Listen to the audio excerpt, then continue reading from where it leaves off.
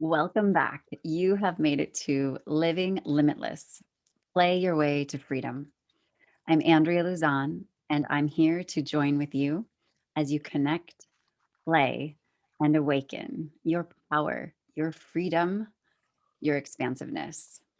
Perhaps you already know Alexandra Joy Smith, but if you don't, I'm excited to introduce you to her and to chat with her today. Alexandra is a divine light channel and intuitive soul guide devoted to all things mystical. She has a degree in psychology and spent 40 years getting trained and certified in transformational and spiritual methodologies. She's the founder of the Find Your Shine, Cosmic Queen, and You Are Goddess programs, and is working on her first book to be released this year. She currently resides in her haven in the San Francisco area with her four gurus, her beautiful husband, and three gorgeous children. Experience her work at alexandrajoysmith.com. Alexandra, thank you so much for joining us today. Thank you for creating the space that I can show up in. I'd love to hear in your own words a bit more about your work and especially what inspires you to stay in the work that you do. Wow, how long do we have? I'm going to set my Let's see. timer right now. Are you gonna? Yeah, you can time my answers. Well, one, I just want to thank you again for having the courage and the willingness. I know you've made a big leap in your own destiny and what you've chosen to do with your precious life force, and to kind of include me in that journey is a gift. So lots of appreciation for that.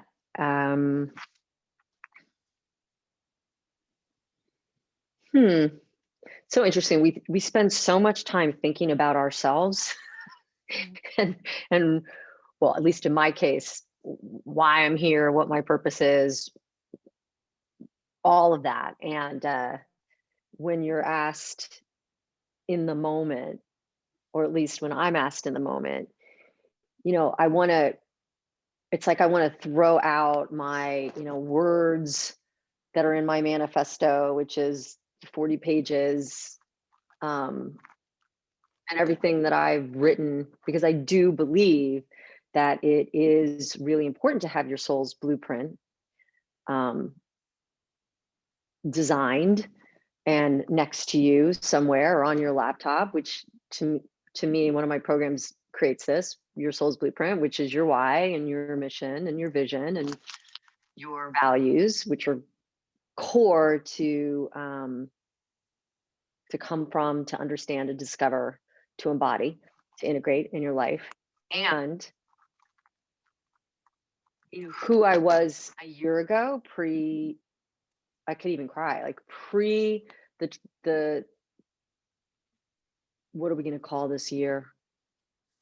The giant pause. I mean, a lot of people have called 2020 certain things.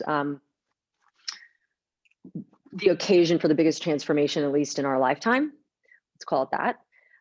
Who I am today is not who I would describe myself for sure a year ago, same time, as in January 2020. January 2021, I continue to embody and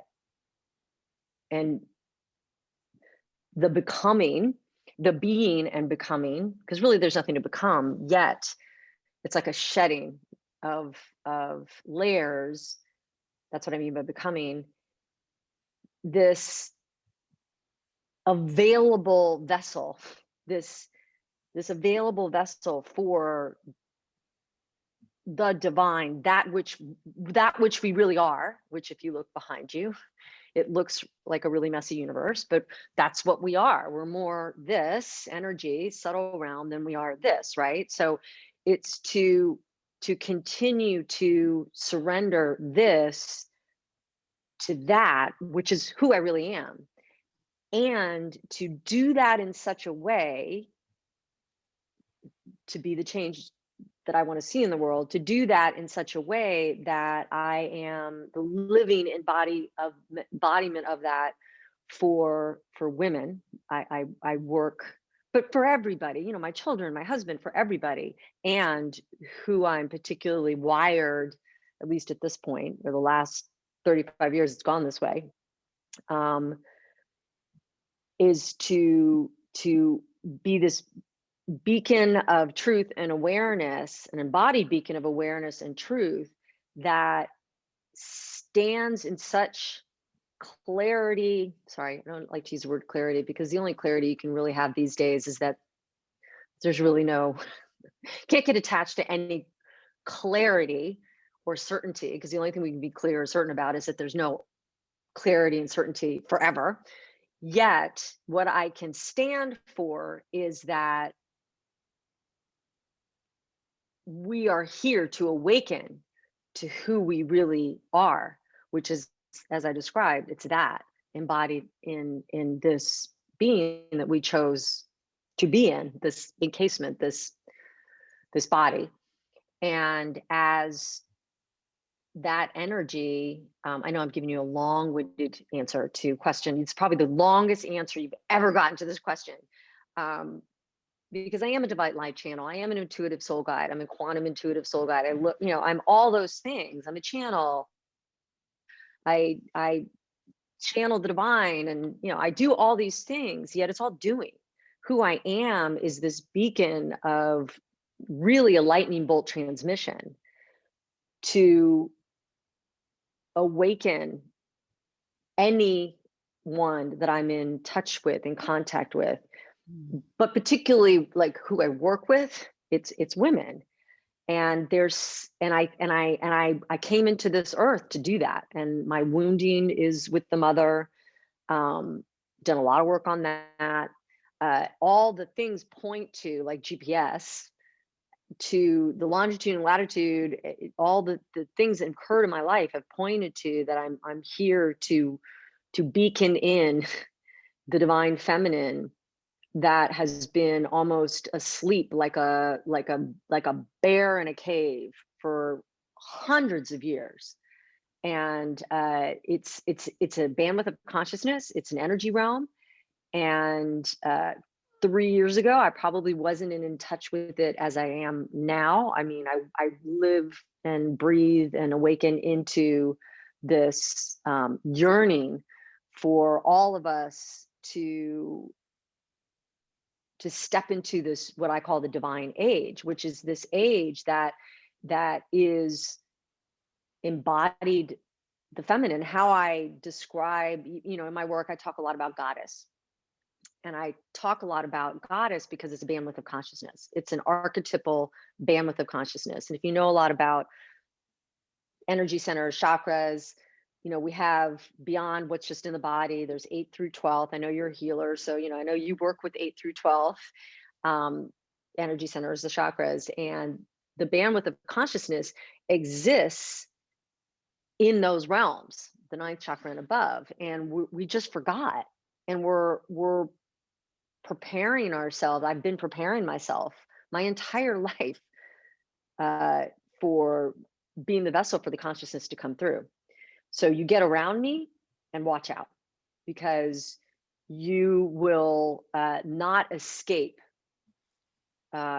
stepping into your own truth as a receiver of the transmission of that bandwidth of consciousness. Because, not to be really confusing, but we are all transmitters of some level of consciousness. And I'm here to be that, at least for now. And we'll see where the divine takes me. Because inside of the surrender of who I'm being, that then does, you can't get attached. And you know how it goes when we get attached to anything, not so well. So I'm in childlike, abandoned awe of who I get to be every day as a stand for this bandwidth of consciousness coming through. And it looks like that's what I'm going to be doing for the rest of my life, but we shall see. Mhm. Yeah, that was a really long answer. So Ask away, because I'm sure I need to clarify some of what I I just said. I stuck with you. Believe it or not, I stuck with you. No, I really hear of and what's coming forward for me is the word awakening, which I would Mhm. say is reawakening. I believe we chose to forget. We, died to Exactly. come into the It's like body. amnesia. Yeah. Yes, I agree to the amnesia. And then Yes. if I choose to reawaken and go on that path, I choose it. And if not, I'm gonna just live my life with my head in a bucket and, or buried in the ground and then Isn't that interesting that pretend you I'm use still that alive. analogy with your head in the bucket? And we had a year and a half ago, right? The ice challenge with the ice on the head. Yeah. Yeah. Coming That's out of a really bucket though, interesting. Coming possibly out of a waking bucket, possibly waking cold people up. water to awaken us. I Yeah. mean, there are no accidents, right? So Yeah. interesting, Yeah. interesting analogy. Yeah, or I kind of see an ostrich, like I don't know why we don't have a lot of ostriches in Kansas City where I live currently. And so, I've seen one in but Africa. They're unbelievable. Yes. yeah, and we have the image of the ostrich shoving its head in, I don't Yeah. know where that came from, if that was a cartoon or did they do that? But They do that. this I huge saw being with its it. head down. Right. And if we live Yes. our lives with our heads just buried underground, so we get to choose. We get to choose. And there's certain times in history where the choosing becomes more available to us, whether through crisis, breakdown. I was just reading something today. They were talking about a pandemic like, um, this wasn't the early 1900s one. This was like way before then. And I think it was a German philosopher talked about the fact that, I mean, we're talking about like the 1400s. I cannot remember the details. Apologies, but that German philosopher wrote about that it was almost like the awakening could only occur. People could only get their head out of the earth, waking up, because of this extreme. Um, I guess it was a virus at the time that caused it. So I'm not saying that that's what COVID's doing, Mhm. but we don't know. In the other realms, we don't know. We don't really know. And to think that we know is the most arrogant seat to be in. Mm. I pray for those humans, because whatever, if this time hasn't taught us that the addiction to our knowing, um, to learning so that we know more, I mean, that's just that wall is shattered. That glass wall has shattered for humanity, I'm hoping. So yeah, we're in a time where more than ever there is an energy that's saying, you know, it's time to wake up. It's time to get our heads out of something, whether it's our bodies, or whether it's the earth. That it's that there's more going on than meets the eye, and it's time to be open and aware and vulnerable to the lessons, to the messages in the Mhm. subtle realm, or On the so I say.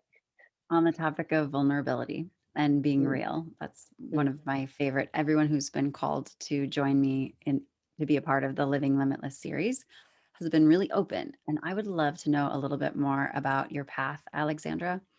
Do you Mm. find that it was that you received messages throughout your life that you will be in this field that you are now?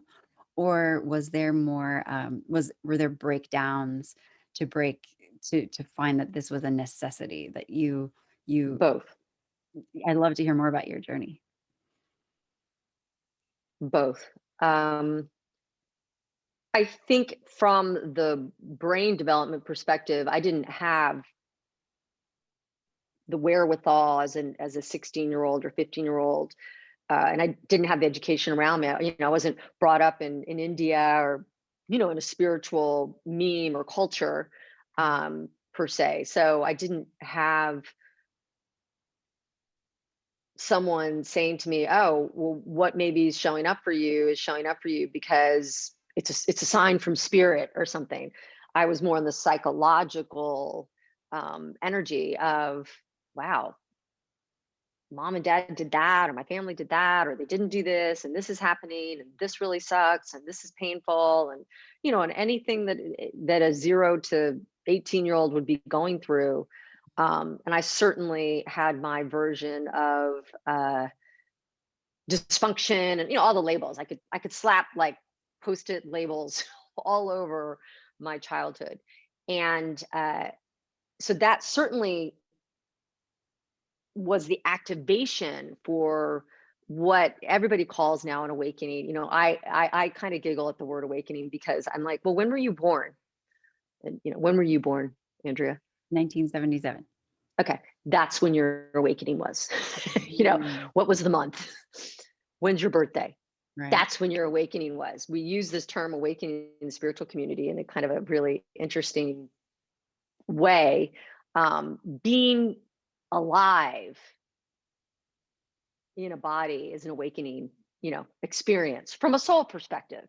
Mhm. I've been around lots of different human beings, and whether it's a doorman in New York, who are some of the most incredible human beings on the planet, who are more present and more awakened than any spiritual workshop junkie that or myself at times, that I see in the different spiritual communities, or the gelato server in like the amazing gelato place in Florence. I forget the name of the square where the David is. You know, this incredibly enlightened woman, who has light coming out of her eyes, serving you gelato. To me, it doesn't have to be this like plant medicine. Um,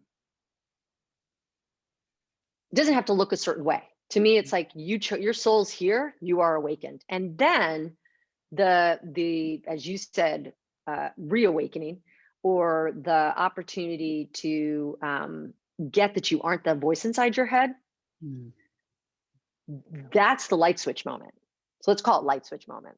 So I had a yeah. light switch moment when I was 17, 18, and I was participated in the very early transformational workshops, really masculine, wake the F up workshops. And they for sure uh, transformed my existence. I got that. I pretty much got at that point that everything that had happened to me wasn't to me, but was for me. Mhm. Yet I still had a lot of work to do. I still had a young brain. My brain from 18 to, your brain's not fully developed until 24, 25. So they say now. Um, yeah, so I had a lot of cooking in the oven to do and baking to do around life.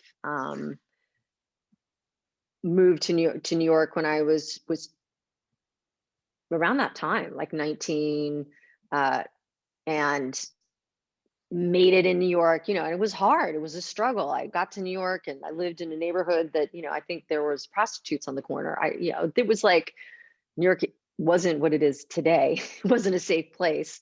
Um, so yeah, there was a lot of struggle. There was a lot of life and spirituality going on at the same time. And the pain that I was in trying to survive New York and survive the the reckoning of getting very early on in my life that my life is about being committed to something bigger than yourself. Because in this spiritual or transformational world that I was in, that was probably a tenet, which I think we return to in the spiritual community. It's not just enough to meditate on a mountaintop, but what's your life force going to be used for? What's it going to be given over to? Which is kind of what I was saying in the beginning when you asked me what I did, which is I'm giving my life force over to, at choice, free will, with free will, to be in this vessel for the divine feminine, to come through and be embodied in all of us on the planet. So it's not just something we're talking about theoretically, that we're embodied within it.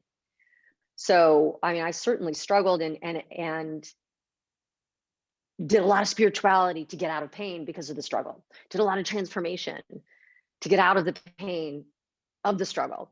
And that includes everything from, making the vision workshops to create my soulmate. We didn't have twin flame as a term then. We called them soulmate. Twin flame was more a 90s saying. Um, I wanted the man to show up. I wanted abundance to show up. I lived in a New York City studio, paycheck to paycheck.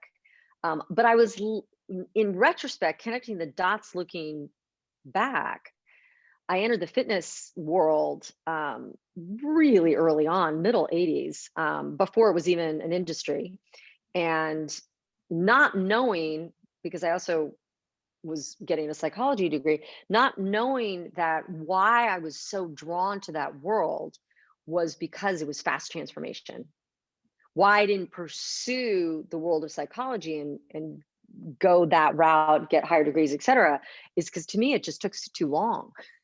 Not Mm. knowing that I was interested in the energy transformative, like the quantum energetic transformation, which is a different gig than the psychological transformation, which has its place. I've had therapists. I totally like there's a place for that. But I mean, I was a New Yorker, or still am. I was impatient. I wanted like, you know, the universe can shift quickly. I just knew it. I knew it on a deep soul level. I knew that coming in on some level. Um, so yeah, so fitness was my jam for in the early days before it was an industry, and it was exciting. It was exciting to be a part of something that was defining itself. It would be like being kind of like early in the tech industry before it was an industry. Um, and I got to work with women even then as what I was doing in New York, which no one knew what it was. It's this thing called personal training. Um, while getting a psychology degree, while doing all the transformation and spirituality, people would be like, "Wait, what do you do?" You go into people. I would walk up and down Park Avenue to my clients, and they would be like, "What do you do?" I'm like, "You go into the apartments and exercise." They can't do that on their own. It was hilarious, the conversations. And then that would always end in New York, where a conversation would end with, "Oh, you must be from California." And I hadn't even been at this point, which is so funny. Um, yeah, so I don't know if that answers your question, but there was for sure, and the ascension and dissension, the wanting things in life, and then the suffering that comes from the wanting, and then the getting, and then being in fear that you're going to lose it. So then you have another layer of suffering that you put yourself into some spiritual or transformational workshop to deal with, or with some coach. There wasn't really coaches then, but yeah. So it's all kind of the cycle of life, right? The ascension, the descension, the void, the creation, the maintenance, the destruction of it, back to the void. So I've had that in every area of life. As one of the tenets of my work is, it's like whack-a-mole. At any given time, you're an area of life, which I define them in my play in the world as 7, but other people have, they divide them into 10. But in any area of life, it will give you will have an ascension or descension experience to get your attention. And the descension is the growth edge, right? And we need that as much as we need the ascension. That is what keeps the universe together. Not to get to, quantum physics Mhm. about it, or scientific about it, but a cell comes together because of the negative and positive forces, and that is what we came here to do, is play in the polarity. Is there life beyond polarity? Absolutely. That's what you and I are space holders for. Why you are sitting in front of a cosmic screen, why I sit in front of a cosmic ceremonial altar, is that there is opportunity, life, existence above the polarity. And that takes a lot of devotion Mhm. of the being. Um, yeah, so I think I've said enough about that. Anything more that you want to like hone Mhm. me in? Because you're giving me these questions that I could talk. For an hour or answer. Yeah, Yes. no, I actually kind of what stuck out to me was when you said ascend and descend. What Mm. came forward for me was the heroine's journey Hmm. about, shadow and then light and shadow and then light and then shadow and then light. But Just another way of saying it. yeah, okay. So thank you. That's what came popping forward. Absolutely. Do you feel as though, there's so much going on in the world, and there are some people who feel like they're in the dark and they're in the Yes. descend for an extended Yes. period of time. is there, like you talked about growth edge, what if someone doesn't want to meet the growth edge? What if someone's like, oh, then I would have to do some work, or then I'd have to change, and this pain is comfortable. I've gotten used to it. Well, that's more the case than not, right? So that's never, I don't think that's ever been different in any time in planetary history. I mean, if you want to talk multidimensionally, and if uh, other existences existed like Atlantis or Lemuria, and I'm not, do I believe that they existed? Yes. Do I believe that they existed the way that we think existence exists? No, it's like Mm. beyond our comprehension how these ancient civilizations um, existed. What I have said all along to the challenges, beyond, challenges is just a light word for this year. Yeah. Is she, and that's just what I call source, or the infinite field of possibility, or divine. That's my relationship, the divine. She will keep going until we get it. So if you're not willing to do the work, Mm. I don't have good news for you. Like you will, in this time where we're making a critical mass shift, uh, you will suffer, and it may be small things or maybe bigger things, Mhm. but we are being called to the mat like never before, at least in my lifetime. I have a very hard time saying that this is the worst it's ever been, because if you listen to Elie Wiesel, or anybody who lived through a Auschwitz experience, or I think it's extremely, I'm extremely sensitive to the challenges we're in, and not being arrogant enough to say that it's the worst in history, because I wasn't around in World War II, and my husband's mother has her stories of bombings and having to, as a little child, run into the bomb shelters. Like, I can't imagine what it was like for those children. So it's tough. And I believe that we are going to keep getting challenged until there's a certain critical mass of awakening. Mhm. And some will say, and many do say in spiritual thoughtship, that we are awakened enough that it's too late to go back to sleep. Like, there's enough of us that are awakened, who are on the path, who are, I call them goddesses and warriors, the feminine and the masculine, um, who are standing for a level of consciousness that we won't go back to sleep. We shall see. Mhm. I won't. I can guarantee, and I did, part of answering the question that you asked a few minutes ago is, I had my time of going back to sleep. And there's nothing more painful. It's one thing when you're asleep and you've never awakened, and then you awaken.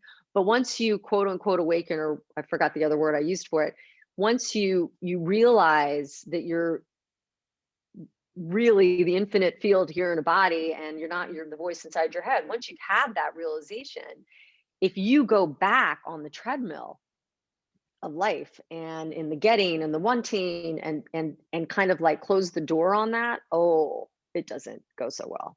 And that Mhm. did happen in my life. um doesn't mean that I still wasn't looking like I was on the path from the outside, like Sacred Journeying Woman, reading the books, getting the coaching, whatever. It still looked like it, but from telling the real truth, I was I was in the path of wanting and getting, and I still have a great life, but I for sure was in the path of nice house, nice car, like all those things that we think, the grand illusion, Mhm. the veil of the lie, that any of that fills us. Now, some of it's great. I still love I love my nice stuff, but I could never be delusional enough. In New Zealand, they call it it's like the poppy syndrome, where if you go into a poppy field, you're pretty much drugged.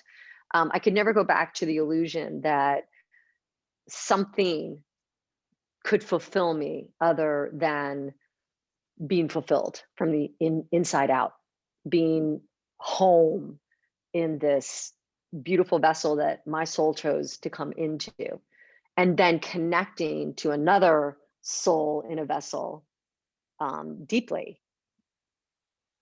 That's the point, right? If Yeah. there's a point, at this point, that's the point until there's another revelation. Yeah. Yet, yeah, you have me for sure in the field. So one of the things that happens to me, I'll share because this might be available to others that are listening that are Mhm. channelers, and so when I'm in the field at this level of consciousness, what starts to happen is I start seeing white aqueous solution. So I've done a lot of work trying to understand this phenomena, and it's really gamma consciousness that I'm in. So you are an amazing facilitator because you help me facilitate a state of consciousness that I'm accessing because of what we are dropping into.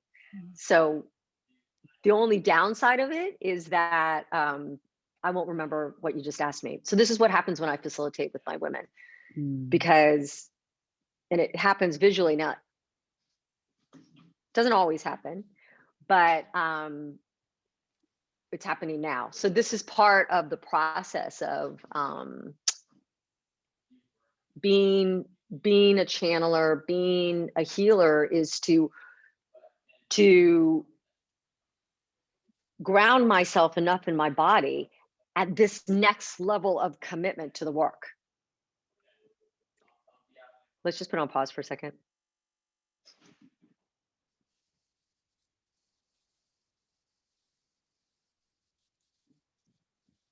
Okay. So, Alexandra, I love how far and deep we've gone, and I'm almost a little afraid to ask this And out there. because I feel like my question is very basic, and yet I just feel like you hold so much wisdom that I'm just going to ask it anyway and let Please. you share what comes forward. So, a lot of us are maybe feeling a little more stressed than normal, or at least Mm, this pandemic is bringing up the things that maybe we've been shoving in a box. So things are kind of like right below the surface. I yeah. At least For I'm me too. Yeah. feeling that in my life a lot. So, can we talk a little bit about what does the word trigger mean to you? Trigger. Yeah, trigger in your vocabulary. And when you are having these women's retreats, these amazing, powerful groups, do you ever get the question of how can I, when I feel the emotions rising, when things aren't going the way I planned, and like the disturbance is happening, and I'm like, I'm going to erupt, how can I move through a trigger in a way that can be of service instead of giving into the like the screaming or the crying or the running away or the fight Right. flight, the fight Right. The flight freeze. reactive state of consciousness. Right. Yeah. Um, it's so important, and it's a great question. And thanks for grounding, because we need to have. I'm just going to close my eyes while I'm answering. We need to have grounded in the finite, because I was very much speaking from the infinite, but in the finite, you got to live your life. So we need to have tools in our toolkit. I don't like to call them uh, tips or strategy. I mean, sometimes I do tips, but we need to have tools, and you can guarantee the things that activate us. We see it in society, but as the individual, the things that need revealing are coming into the light. I had my own version of that many times over this last year. And from a how to get through something perspective, I Mhm. mean, there is techniques like the stop technique, which is, as I've added to it, is actually something that Deepak shares, but I've added, so instead of it being STOP, it's SSTTOP. So it's stop, take a moment, or actually stop in the moment, drop in, breathe, observe, so this is what I've added to his P, because he will say proceed after you've observed. When we, and this is what we're not trained very well at. When we, especially as women, when we go through something, most methodologies and systems are like, okay, how can I get out of this the fastest? Like, it's not good for your brain to hang out there, and you don't want to like rewire things, and I'm not going to scream, and I'm not going to da, da, da. But there is a process to go through. So I don't know if you've ever read with your kids the book Going on a Bear Hunt. Going on a bear hunt. Can't go over it, you can't go under it, you got to go through it, right? You can't go around it. And what I find is if we don't go through the process, and if the raw energy, which is what feelings are, Mm-hmm. if they arise in us, we have to have been given permission, whether by a guide, a coach, a therapist, or something, to be the investigator. So processing by investigating and feeling, not talking about. That's the difference. So if I were to take you through a process now, I would actually have you go into the raw energy and where the sensations are in your body, because you're never upset about what you think you're upset about. We are never upset about what we think we're upset about. What it's triggering is sensations, raw energy that are in the tissue. I mean, you do Reiki, you do hands-on healing. You're not talking to them about what they're feeling. You're putting your hands and feeling things within their body that they may not even be feeling, right? Like raw sensation. So it's a matter of creating for a goddess, because we all are, as in the divine feminine. Men are goddesses. They're god, they're their own version. But as goddesses, as women, we need to get better at being able to go through the raw energy, the sensations, because whenever you label the sensations, oh, that's fear. Well, then what's the next question? Oh, I have fear. What would you ask me if I said, oh, I have fear, or I am scared? What would be the next question? Typically, it would be, what are you scared of? Right. And then I'm going to give you a what? You're going to think with your brain and tell me what you're A scared of. story. I'm going to give you a Right. story. Now, Right. it doesn't mean that the story's not invalid, and some horrible things have happened to people, but there's no transmutation of the raw energy or the sensations that got activated when you retell a story of trauma that created the raw sensations that we're calling trauma or the trigger. So it is a process of embodiment. So look, I spent over 30 years getting trained in different modalities and methodologies, many from the mind, and from NLP to, I mean, just the list is long. The hours were long that I spent in rooms and mountaintops getting trained. Yet the true freedom, because I know you like that, that's a powerful word. If we want to be free and trigger less, we got to get really interested in the raw sensations behind what we're labeling. Now, I could take it a deeper layer and actually say that every raw sensation is tied to a chakra. Every chakra is a brain. Every chakra is an energy system. If you call them energy centers or chakras, doesn't matter.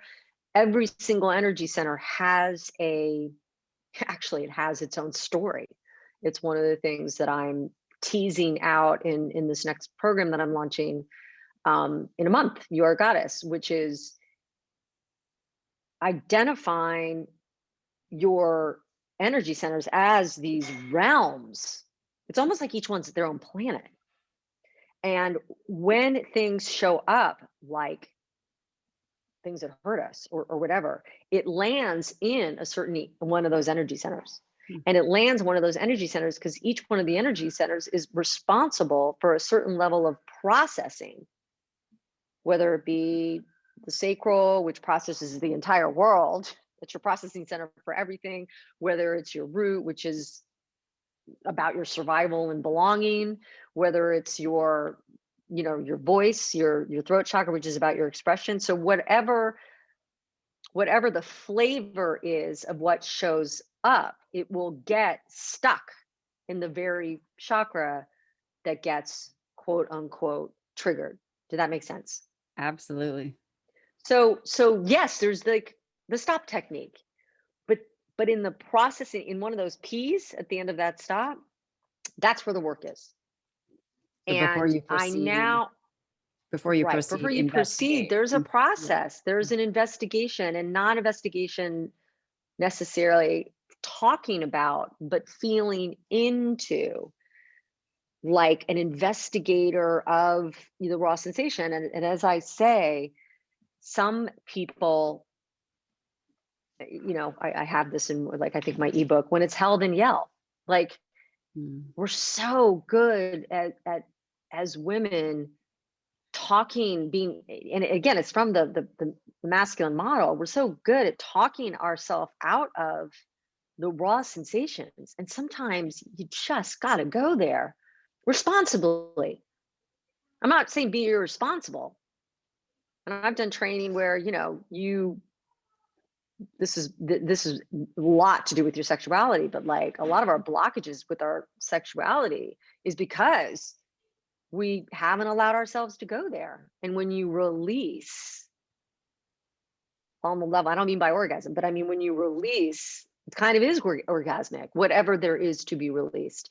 So Mhm. with myself, when there's an upset, use the word trigger, but when there's an upset, I stop, but I like an investigator, I go deeply into, when I can, because there's times where I'm, triggered enough where I'm like, oh, I can't look at this right now.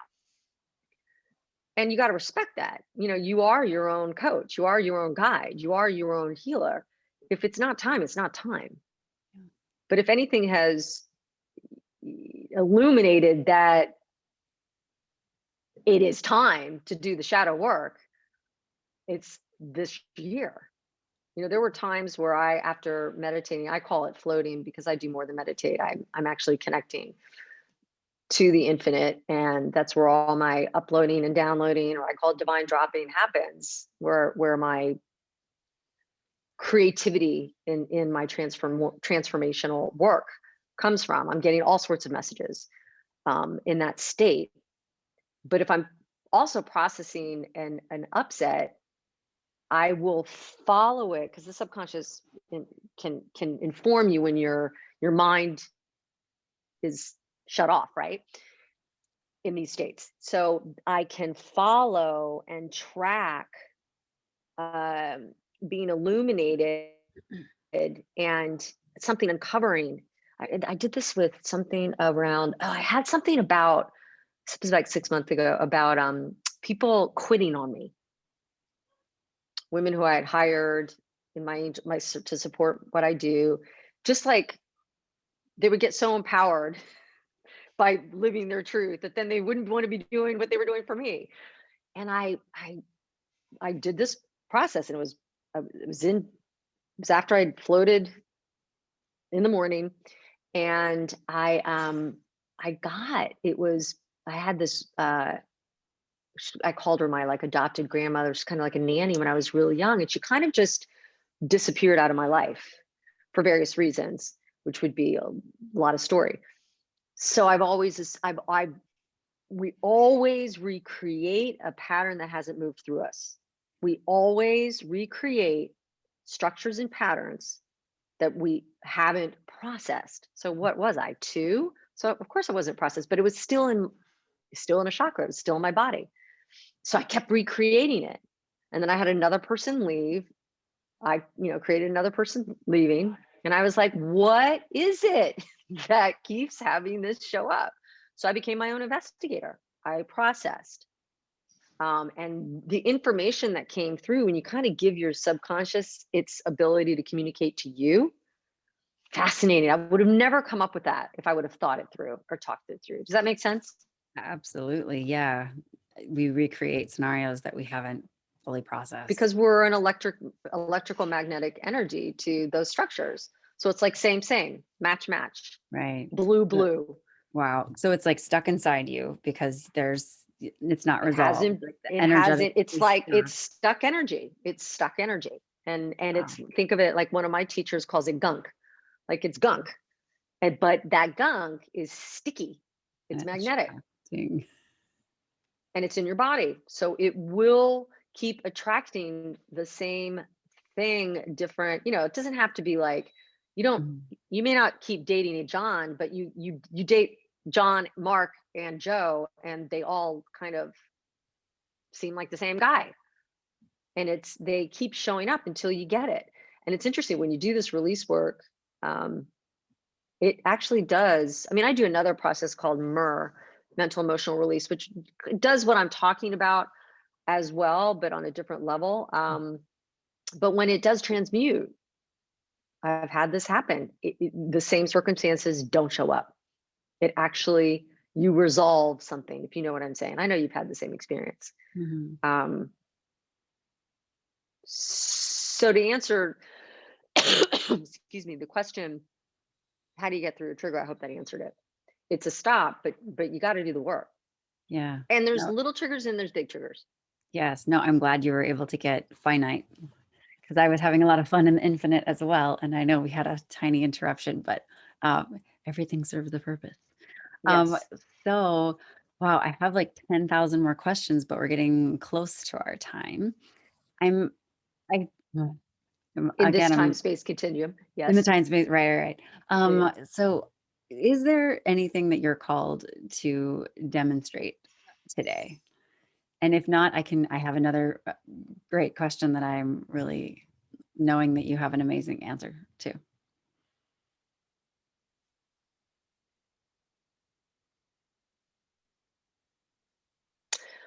Well, the question for you would be, is there anything that you want to release? Oh boy. And it's like I asked the demonstrate question because I'm like, yes, of course I want to be totally vulnerable and available to everyone watching. And then also I'm like, no, I'm afraid. Oh my gosh. And so without words, like without going into story, hmm. I'm okay. I'm curious. So I think I know the answer to this, but I can't remember. Perfectionism is really just covering up feeling unworthy. Yeah. Like I'm worried about what people think about me, so I keep like tweaking things and not release, not being in action in my life because I'm going to keep perfecting things because I'm so worried that you're going to hurt my feelings because whatever. It's about worthiness. Is that right? Perfectionism as, say more, perfectionism as a state of being, like having to be Mhm. perfect. Yeah, yeah, I guess. Like, yeah, So wanting what's to the root of perfectionism is what you're asking. right. I was just like, okay, we can choose perfectionism and that I know that there's stuff, there's like an onion, there's layers, and then you get to what's really going on there. And I think Well, it's not a feeling though. So what's the feeling that's underneath having right. Yeah. So I'm like, okay, we can look at that and perfectionism as a find the pursuit? feeling. Right. Right. What's the feeling? Yeah. Oh, so perfectionism. I guess let's see if I start out as an example. Like it's really silly to clean the house before like a 15-year-old is going to come over and babysit your kids.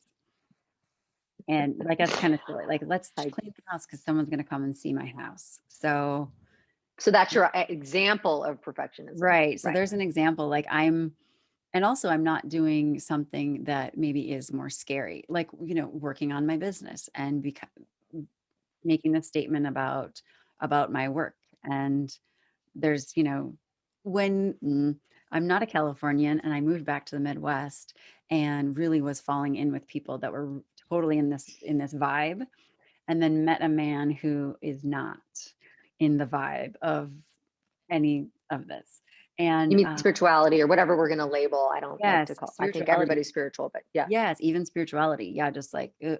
And he would come to the places that I would get together with the people, but then the longer the relationship lasted, the more I know that what was going on in my head was I am concerned about these people judging me.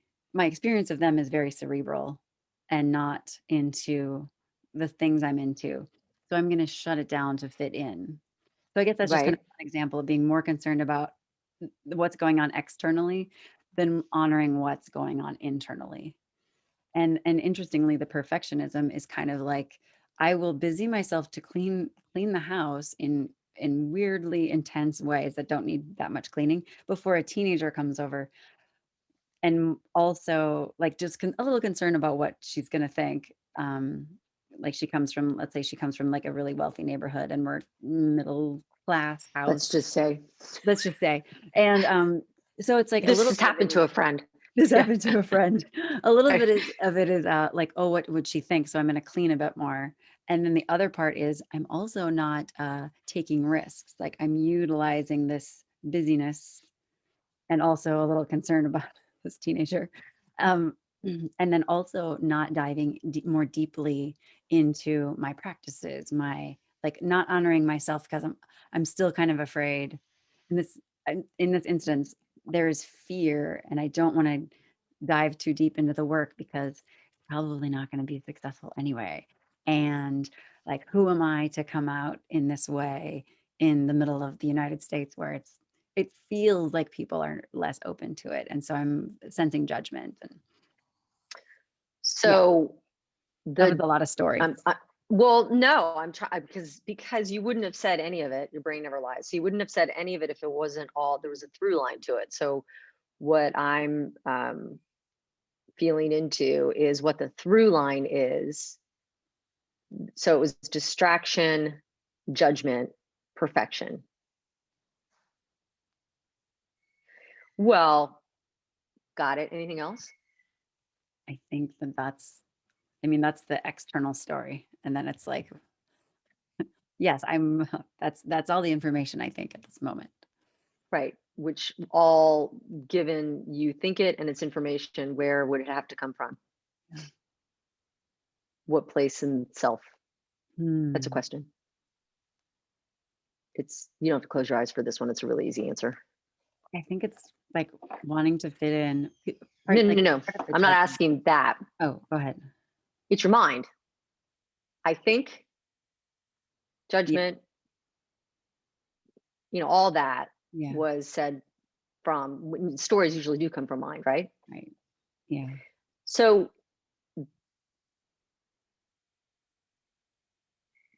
there's a few ways. We could do some energy work, and I have a whole process for that where we could just do it in the stillness and the quiet. And there are ways to penetrate the mind field because the mind is a field, right? So etheric body, emotional body, the mind. Mm. That's how it goes. And then beyond that is really who we are. We just get stuck in the mind. So I have a question for you. If you got and were living, and by God, I mean embodied, who you really are, who would that be?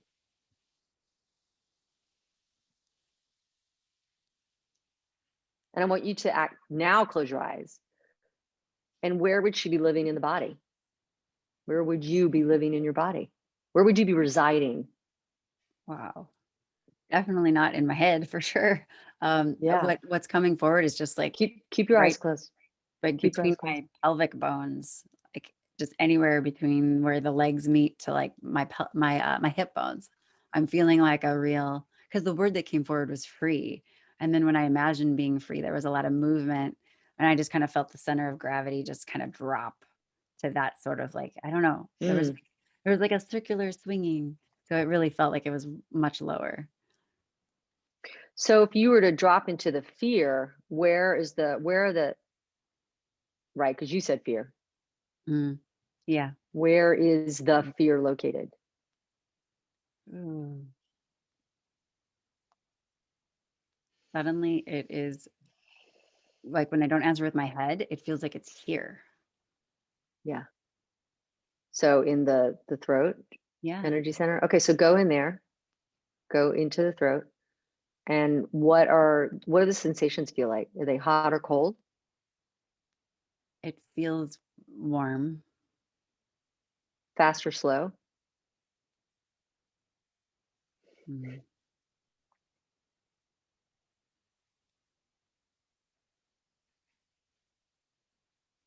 Did you say fa- warm? Fast. You said, oh, fast. Okay. And light or dark? Dark. And so kind of like traverse a little more deeply into the sensations. How would you describe them? And are they moving? Like a tightness, like a Mhm. constriction. And are they moving into your chest at all? I don't know. It kind of feels more like up the back of the throat, like moving vertically.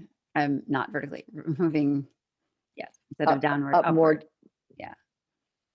Interesting. So what do you see for yourself that you are afraid to let people, like, that you're afraid to say? What are you seeing that you're afraid to be and communicate? Mm. Why are you really doing this? What's coming forward that I'm afraid to say is, I don't know. Like Like you're a fraud? I don't know.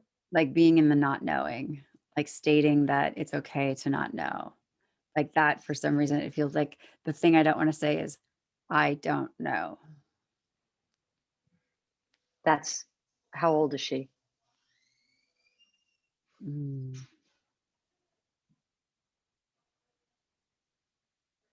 The I don't know. How old is that? How old is she? Mm. I don't know. I think I started declaring I know, like Mm, declaring it even when declaring it to just be in control. yeah, Oh. right. Oh, And how probably old? like age 5.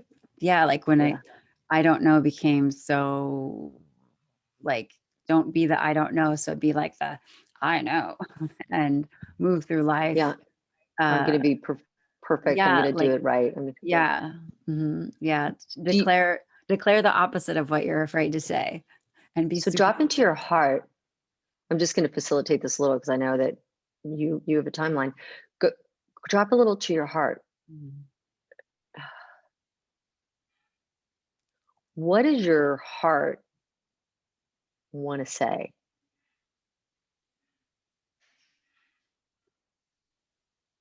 As The like an first, energy conductor, huh? you got this.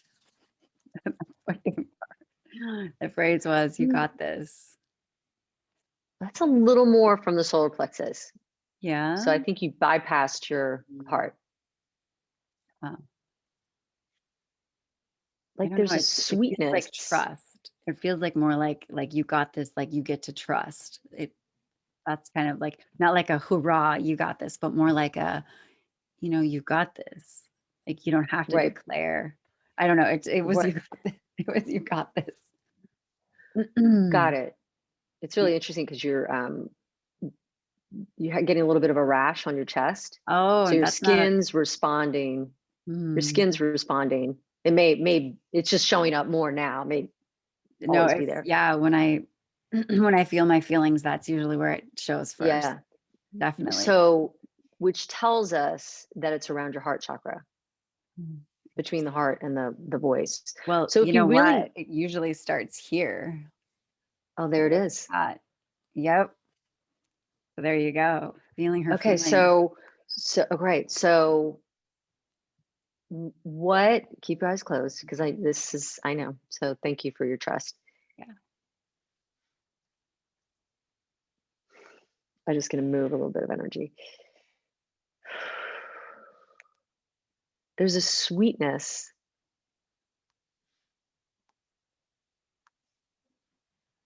that 5-year-old who had to know, like, and that she's got this.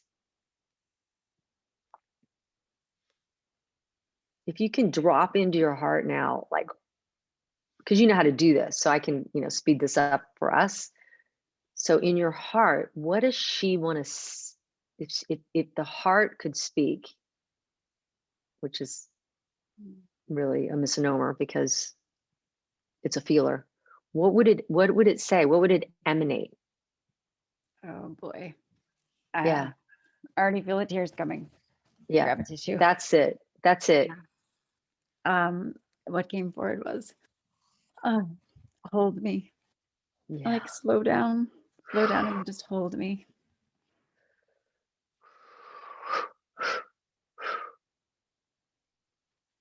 So can you do that for yourself just now? Yet I'm doing it too. So Yeah. as the one who's all up inside you right now and you're up inside me, we're facilitating some freedom of energy moving. This is energy moving. And I promise you that that's a crack. We just cracked something, but it's like a crack in the wall. Like if we were to really go here for some time, it would, like the water rushing through, but we got the crack, and Yeah. that rash would start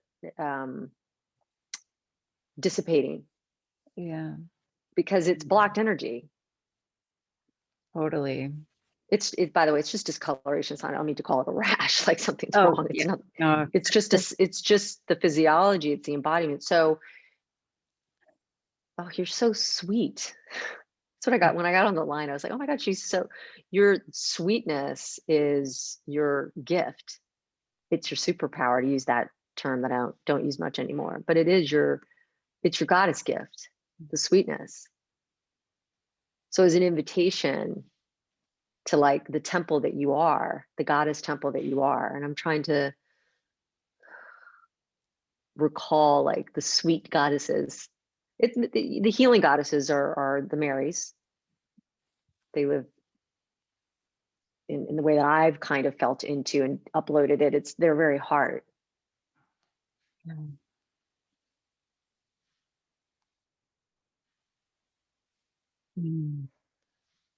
Wow. Thank you. So when the absolute truth, of which there is, because there's an absolute truth in the beyond the 11th chakra, it's the truth, the infinite field. It's the truth because did you just feel that in your body? My body responds, my whole body lights up with goosebumps. I call it soul bumps. So when the truth comes in,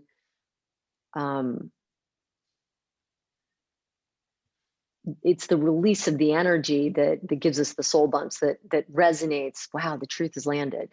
Yeah. The truth of who you are, who you Mm-hmm. really are. And now I'm going to cry. So thank you for letting me in, because you'd have to be so above willingness and courage in David Hawkins' map of consciousness framework. And you are so willing and courageous to let me in on camera like this, because this is not what you signed up for necessarily, to do these. So it's a gift, yet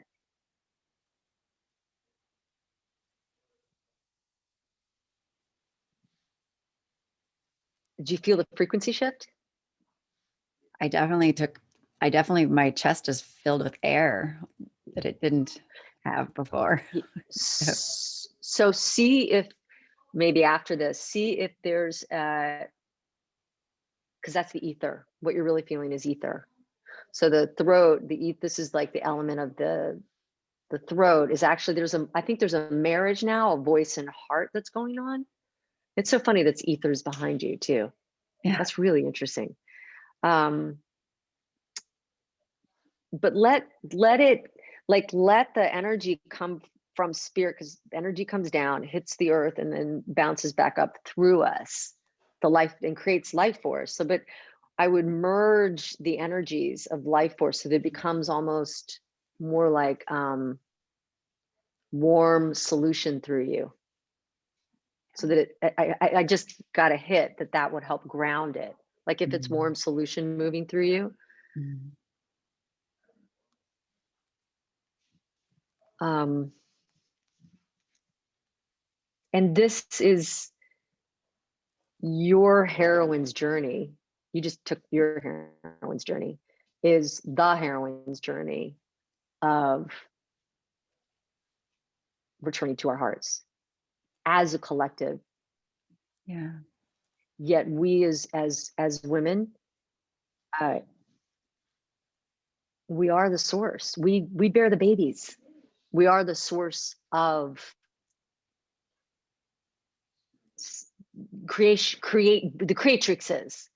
So for us to live and remember the heart energy. Now we all reside, our gifts reside in one or a combination of energy centers, but the heart's like the mother, that's the what's the word I'm looking for? Like return home, come Mm. home to her. It's here, and you have such access to her.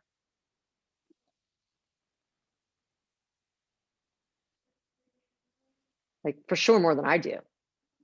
My gig is a little different. I'm more seer, like my light is more here, but your heart is. And so when I asked you, like, what is it that you don't want to say? What kept coming through is how much she loves, Mm. how much. Yeah. And part of the bringing down the walls is finding those resistance points, finding what wants to be said and moving through that. Or not. Because when we make the quantum shift, and I could get a little bit into quantum physics, but I know we don't have the time. When you go and you land here, all that stuff, it just dissolves, Mm. and you are heart. I mean, I'm not saying that it's not a process, but for you, my sense is it's not gonna. It's not. You don't have to find, as my kids would say, ship. You don't have to find. You have more work to do. You just. It's it's it's being that I am love. Mm. Like I've had to own I'm a lightning bolt. I am a lightning bolt Mm. for um, the truth. I'm getting that It's a for sure. it's a different gig. We Hmm. all have different gigs, but Yeah. so thank you for letting me in to feel that, Yes. because it feels so delicious to be near you. Like it feels like I just got this image of like a summer picnic, like with summer breeze, and we have like the basket and really tea sandwiches, and we've got this beautiful like bottle of wine and little kids running around with blowing bubbles like butterflies. Like it's like that to be around you. Mm. Thank you. I know that that's like inherent, and then there's just all the stuff that we build to stop it. I love the personality test, and it's interesting. I did this personality test through the company that I worked for, a very large corporation, Which one, and Myers-Briggs or which one? it is the Stephen Oh yeah, Covey Strengths Finder. yeah, And yeah. StrengthsFinder, yeah, yeah, did it about 4 years into the job, got a little bit depressed because I realized that the attributes, I wasn't using them as much in that in the role. And then a few more years went by, or a couple years went by, and we got to do it again, and they were nearly the same. Like I got to add two more to my top five. But when you say that about being more in the heart, it's interesting because as I move forward in this work, my favorite part is the relating to people, the yeah, communicating with people. The connection aspect is my very favorite. And I think when we spend so much time like turning that off, just like, I can go and be an automaton and put my nose to the grindstone and not not follow that intuition, not like if my thing is to live more from the heart, like nope, I'm yeah. just going to be totally cerebral and you know, it's So thank you for Well, opening that up. it also cracks me up because if you, oh God, I'm having such a massive, like I've been here before moment. Personality tests, what are they testing? Probably your brain, I would think, but Well, they're testing the survival mechanism called your personality, mm, which I'm grateful every day for my ego personality. I'm not saying that's a bad thing. I'm just saying it's not who you really are. Your yeah, personality is your coping mechanism. It will survived you till now, survived and thrived you till now, and will hopefully continue to survive and thrive you for the mm, future. And we can use it as the instrument and the tools that it is. The danger is when it uses us. And what I'm addressing is when we step into who we really are, we don't need a personality test. Watch out. Like, no one can put me, well, what's the dirty dancing? No one can put that would, something in a corner. What's her yeah, name? Kitty like, or whatever the yeah, actress's Katie name was. or No one could put me in a corner. It's like, no, like those things are tools. They're useful in a certain paradigm. But what I'm addressing is who you really are, which is love on steroids, heart on steroids. thank you. The infinite here, having a personality, taking a personality test to Mm, inform the personality, but it's kind of funny. That's you're just right. who we wound up being. It's not who we are. Who you are is a love universe. Now, I'm not saying most of us don't have access to being a love universe, but we have particular gifts. Mm, indeed. Mine is different, yours, and that's what makes us in this being here in this lifetime in this vehicle called our bodies so exquisite, Yeah. because we do get to be unique and special in our own ways. And as you said, shedding all the frameworks so that we can be the infinite gift that we are. I would love for our audience members to get to experience this level of work with you. And I know that one way to introduce them to your Mm. work is to talk a bit about your perk or your gift that you would like to share with them today. Can you tell us how we can get it? I believe that we are sharing, my angel support set that up for me. I believe that we're sharing some transmission meditations.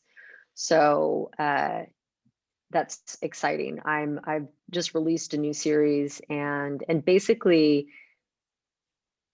it's a new realm of work that I has come through me, and it's meditations, yet they're meditations that leave you where you were just left, in a state of who you really are, because there's something that's transmitting through me that gets transmitted through you because of the music and language. So often when I do those and I record them, I have no idea what I said. None. I by the way, I won't even remember. I will not remember what we talked about today, because this is transmitting. This whole experience has been a transmission. So that's the gift. And there's 3 recorded ones that your viewers will be receiving. I can't hear you, so 1 second.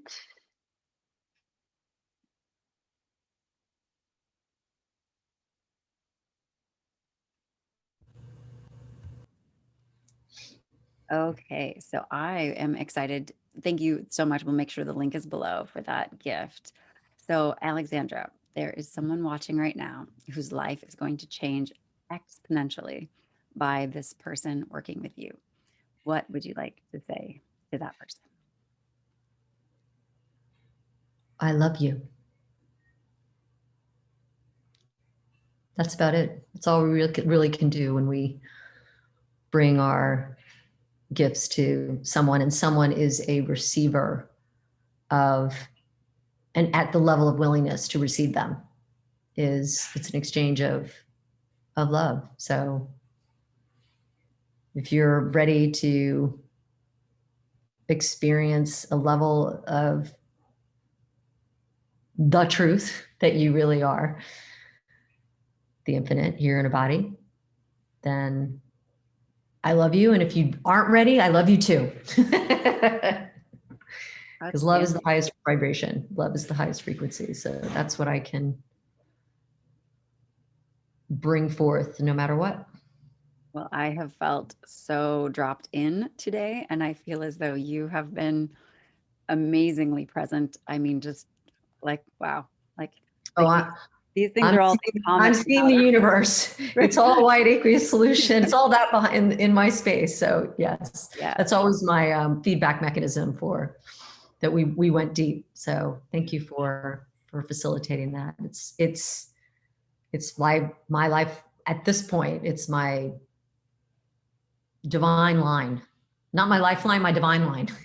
It's my line to the divine, which when we get there, it's just delicious, like just delicious. So thank you. Yeah, it was received. So, Alexandra, we thank you for your time. And audience members, this has been Living Limitless with Andrea Luzon. Thank you so much for being present, and I can't wait till next time. Thank you.